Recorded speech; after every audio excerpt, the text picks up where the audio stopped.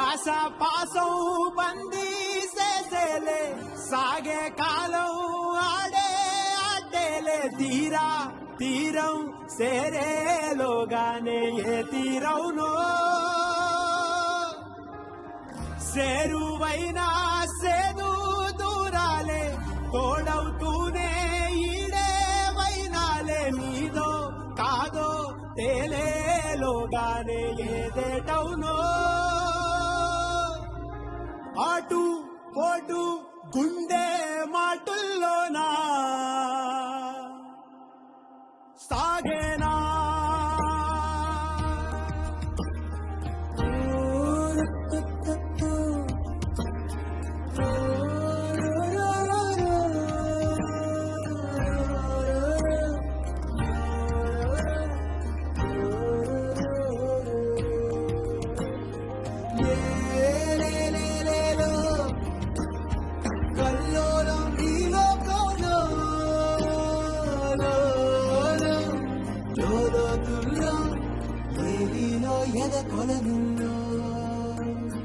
నిండు పున్నమేళ మబ్బు కమ్ముకొచ్చి సింహ సీకటల్లిపోతుంటే నీ గమ్యం గందరగోళం దిక్కు తోచకుండా తల్లడిల్లిపోతూ పల్లటిల్లిపోయి నీ ఉంటే తీరే నాని ఆరాటం ఏ హేతువులు తీరా తల్లి మార్చిందో నిశితంగా తెలిసేదలా రేపేటవునో తేలాలంటే నీ ఉనికి ఉండాలిగా ఓటు ఓటు గుండె మాటుల్లోనా సాగేనా చపాతీలకి పిండి బిసుకుతున్నట్టు చేతులను ఓ తెగ బిసుకేసుకుంటున్నావేంటి? మంచి ప్లాన్ వేసాను శోభన్ రాజు. ఈ పాటికి అది అయిపోయి ఉంటుంది. న్యూస్ కోసం వెయిటింగ్. చాలా ఎక్సైట్మెంట్ గా ఉంది. ఇలా ఓవర్ ఎక్సైట్ అయ్యే వీపుకి ఆయింట్మెంట్ రాసుకునే పరిస్థితి తెచ్చుకున్నావు. ఇంతకీ ఏం ప్లాన్ వేసావు? మళ్ళీ ఏదన్నా తేడా వచ్చిందనుకో ఈసారి మీ అన్నయ్య కూడా కాపాడలేడు, డైరెక్ట్గా రోడ్డు మీదే పడతాం. ఇన్ని ఎక్స్పీరియన్స్లు అయ్యాక కూడా దొరికిపోయేలా చేస్తానా ఏంటి? నాకు బొర్రుందిలే శోభన్ రాజు. అది ఉందో లేదో నేను చెప్తాను, ముందు ప్లాన్ ఏంటో చెప్పిచావు. ఇప్పుడు ప్లాన్ ఏంటంటే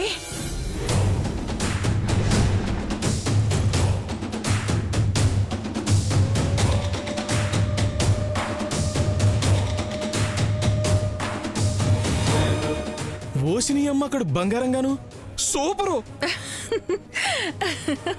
ఖచ్చితంగా వర్కౌట్ అవుద్ది. మరి విషయం శ్రావణికి చెప్పావా? ఇందాక ఇది చెప్దామని వెళ్తేనే కోపంతో కేకలేసింది. మళ్ళీ మూడ్ బాగున్నప్పుడు చెప్దాంలే అని ఊరుకున్నాను. ఇలాంటివి చెప్తే నేనే పోయిన మూడు సెట్ అయ్యేది. వెంటనే ఈ విషయాన్ని శ్రావణికి చెప్పాలి, పద.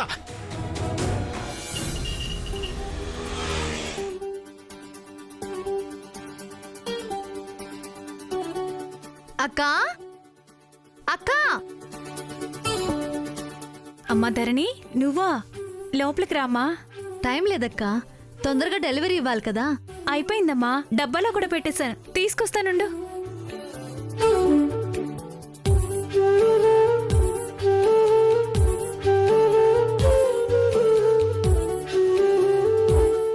చాలా గొప్ప సాయం చేస్తున్నావు ధరణమ్మా.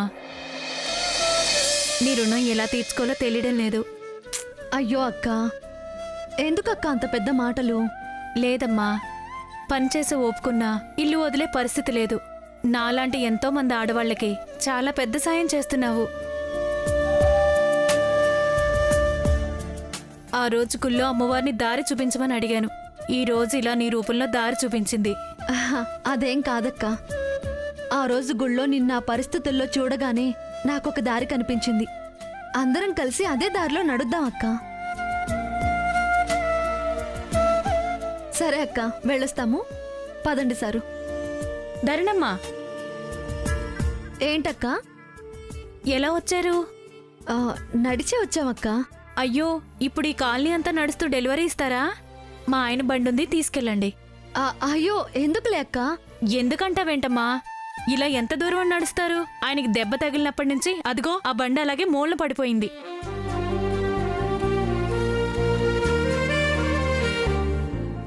మీకైనా పనికొస్తుంది కదా, ఉండు తాళం తీసుకొస్తాను. సారు, బండి మీదంట, వెళ్దామా? ఇదిగోమ్మా తీసుకెళ్ళు. వస్తామక్క. పదండి సారు.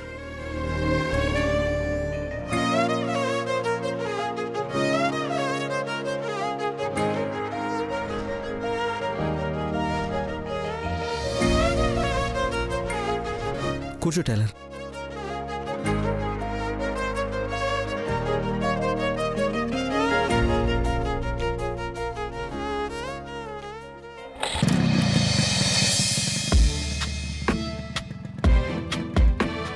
నువ్వే నువ్వే నువ్వే కదా నా తోడు నువ్వే కదా ఓ నీకు నాకు ఉందో కదా ఆ పేరు ప్రేమే కదా నిన్నల్లో ఆశ మొన్నల్లో ధ్యాస గుండెల్లో మోసాది నీకు తెలుసా మాటల్నే రాసా మౌనంగా చూసా నాలోనే లోనే దాచేసా You are my heartbeat.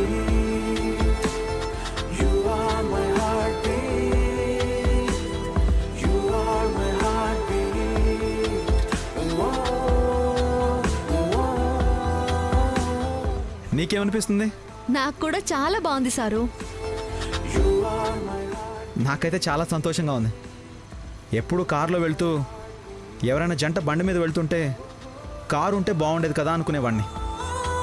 కానీ ఇష్టమైన మనిషికి ఇంత దగ్గరగా కూర్చునే అవకాశం బైక్ అయితే హాయిగా ఉంది.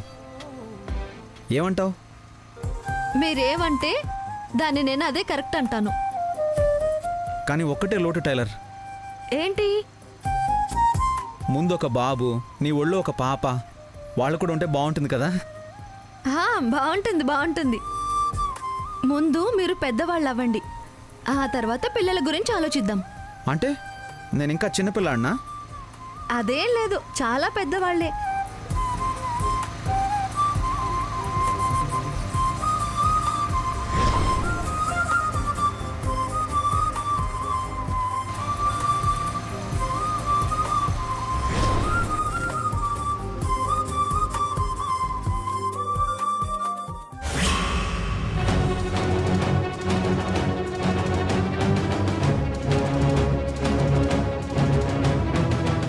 ఇదేంటి సారు, ఖాళీ ప్లేస్ ఉంది.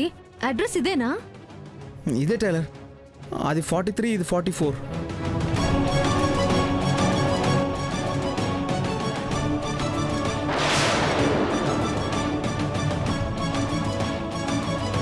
కానీ పొరపాటున తప్పు అడ్రస్ ఇచ్చారేమో, ఒకసారి ఫోన్ చేయండి సారు. హా, అలాగే. మీరు డయల్ చేసిన నంబరు స్విచ్ ఆఫ్ చేయబడింది. ఫోన్ స్విచ్ ఆఫ్ వస్తుంది.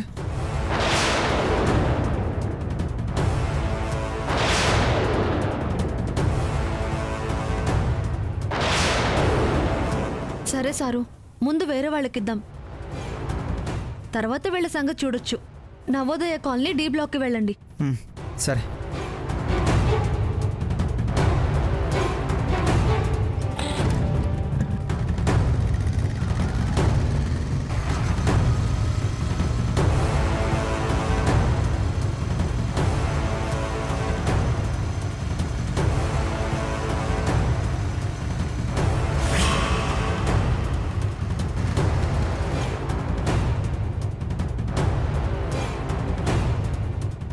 ఎక్స్క్యూజ్ మీ, ఈ కాలనీలో డి బ్లాక్ ఎక్కడ? సార్ ఇక్కడ సివర్కే లాస్ట్.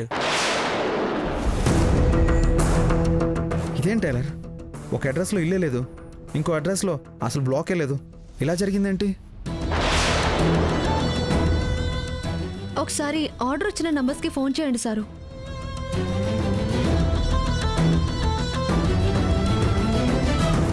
మీరు డయల్ చేసిన నంబరు స్విచ్ ఆఫ్ చేయబడినది. ఈ నెంబర్ కూడా స్విచ్ ఆఫ్ టైలర్.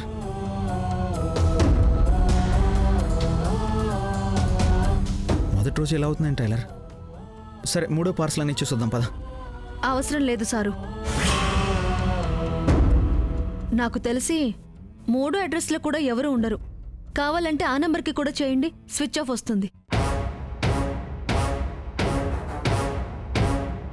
మీరు డయల్ చేసిన చేసిన నంబరు స్విచ్ ఆఫ్ చేయబడినది. అర్థమైంది టైలర్, ఇదంతా కావాలని ఎవరో చేస్తున్నారని అర్థమైంది. ఇది చేసింది ఎవరో కూడా తెలుసు, నాకు తెలుసు. నేను ఇప్పుడు సారు ఆగండి, ఆగండి సార్. వదులు టైలర్, ఈరోజు వాళ్ళంతా చూడాల్సిందే. సారు ఆగండి, ఆవేశపడద్దని చెప్తున్నాను కదా. ఎదిగే క్రమంలో ఇలాంటి ఆటంకాలు రావడం సహజమే. కానీ వస్తున్నాయంటే మనం సరైన దారిలో వెళ్తున్నామని అర్థం, ఎదుగుతున్నాము అని అర్థం.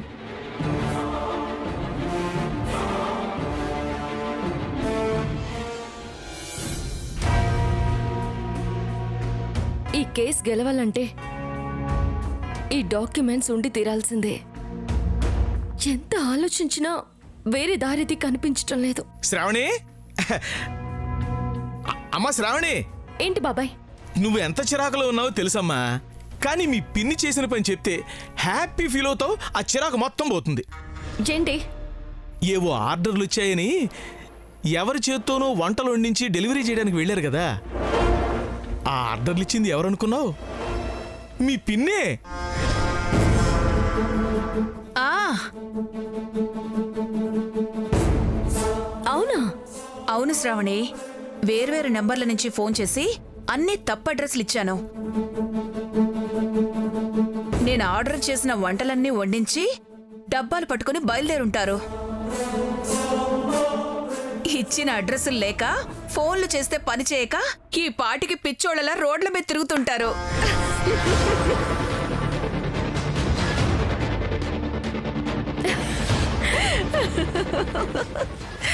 అమ్మయ్యా, ఆ అమ్మాయి నవ్వింది.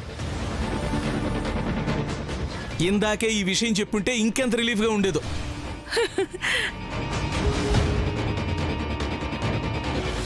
ఈ అమ్మ శ్రావణి, ఇప్పుడు కొంచెం రిలీఫ్గా ఉంది కదా? ఉంటుంది బాబాయ్. మనం ఎంత టెన్షన్లో ఉన్నా మన ప్రత్యర్థికి ఎదురు దెబ్బలు తగిలాయని తెలిస్తే కాసేపు ఆ టెన్షన్ పోయి రిలీఫ్గా ఉంటుంది. వండించిన ఫుడ్ డెలివరీ ఇవ్వకపోతే డబ్బులు రావు. అలాగని వంట చేసిన వాళ్ళకి డబ్బులు ఇవ్వకపోతే వాళ్ళు ఊరుకోరు. ఇలా జరిగితే ఇంకొకసారి వంట చేయరు. సో ఆదిలోనే హంసపాదు.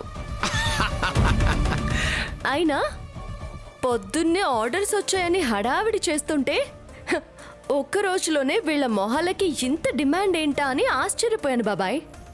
నేను అదే అనుకున్నానమ్మా, కానీ అసలు సంగతి ఇది.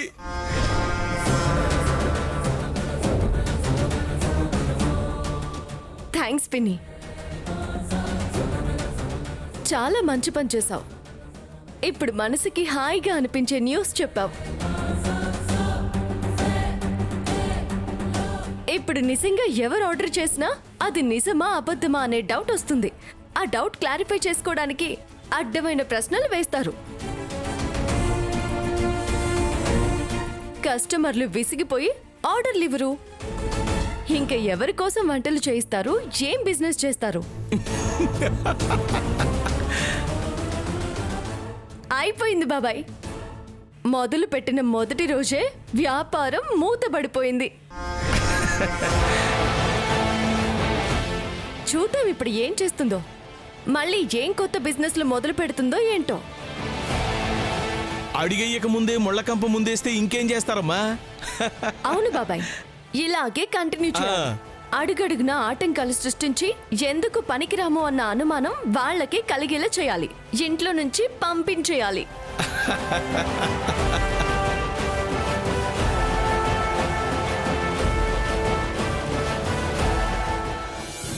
ఐడియా బాగుంది.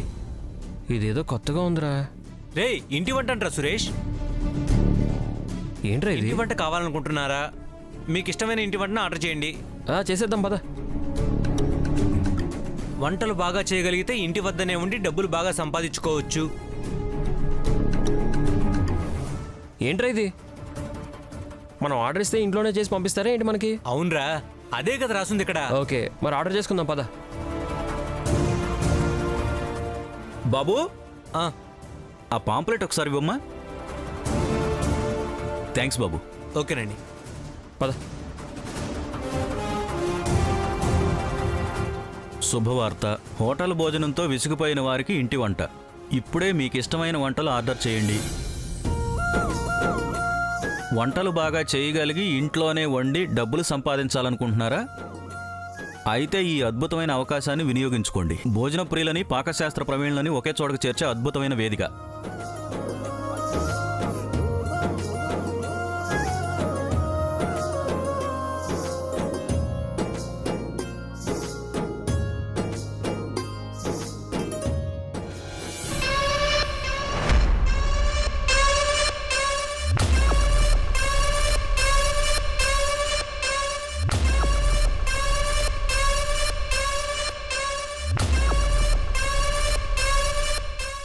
సారు, ఎందుకంత కోపం?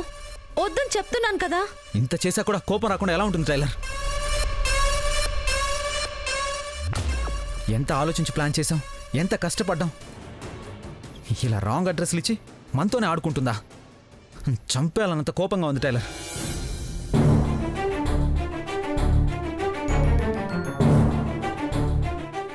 సారు, నాకు కోపం లేదా సారు? నాకు ఉంది సారు. కానీ కోపం వచ్చిన ప్రతిసారి చూపిస్తే ఇక దానికి విలువే ఉంటుంది.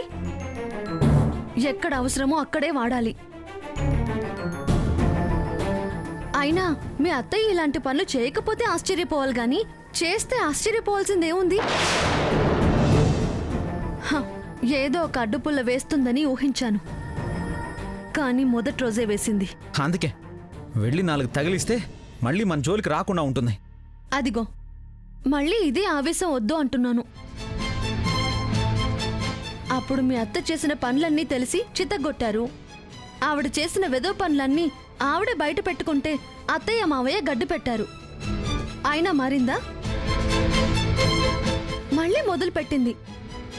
కొంతమంది బుద్ధులు అంతే సారు, ఏం చేసినా మారరు. అలాంటి వాళ్ళ దగ్గర మనం కోపం చూపించడం వల్ల మన ఎనర్జీ వేస్ట్ చేసుకోవడం తప్ప ఉపయోగం ఏం ఉండదు సారు. అంటే ఏం చేసినా చూస్తూ వదిలేద్దామా? ఇలా అయితే ఏ పని చేయనివ్వదు. ఇలాగే ఏదో ఒక ప్రాబ్లం క్రియేట్ చేస్తూనే ఉంటుంది. మనం పరిష్కారం ఆలోచిద్దాం సారు. ఒక రకంగా ఈ రోజు మీ అత్త చేసిన పని వల్ల మనకి మంచే జరిగింది. ఇంకెప్పుడైనా ఎవరైనా ఇలా చేస్తే ఏం చేయొచ్చో ఆలోచించే అవకాశం వచ్చింది. మళ్ళీ ఎవరు మనతో ఇలా ఆడుకోకుండా ఉండాలంటే ఏం చేయాలో ఆలోచించండి. ఇప్పుడే ఏదో ఒకటి ఆలోచించండి సారు. మళ్ళీ ఇలా జరిగితే వంట చేసిన వాళ్ళకి మనం డబ్బులు ఇవ్వాల్సి వస్తుంది. బాగా ఆలోచించండి. ఏం చెప్పాలో ఆలోచించండి.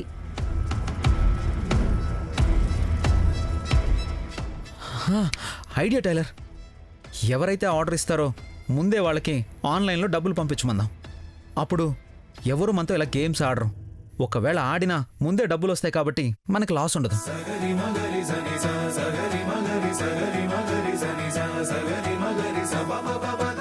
సూపర్ సార్ మీరు. చూసారా ఆలోచనకి ఆవేశానికి ఎంత తేడా ఉందో?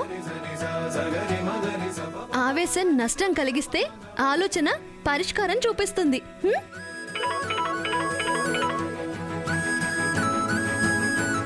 హలో అమ్మా, నా పేరు వీరప్రతాప్. నేను జర్నలిస్ట్ని. ఇప్పుడే మీ పాంప్లెట్ చూస్తున్నానమ్మా. అవునా, చెప్పండి. మీకు ఫుడ్ కావాలా లేదా మీ వాళ్ళు ఎవరైనా మెంబర్గా జాయిన్ అవుతారా? రెండూ కాదమ్మా, మీ ఐడియా నచ్చి మీతో మాట్లాడదామని చెప్పి ఫోన్ చేశాను.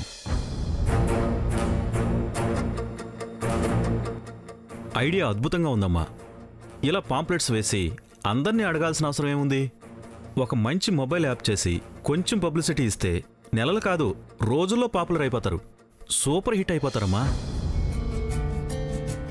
నిజమేనండి, కానీ అదంతా ఖర్చుతో కూడుకున్న పని. అందుకే అంత డబ్బు మా దగ్గర లేదు.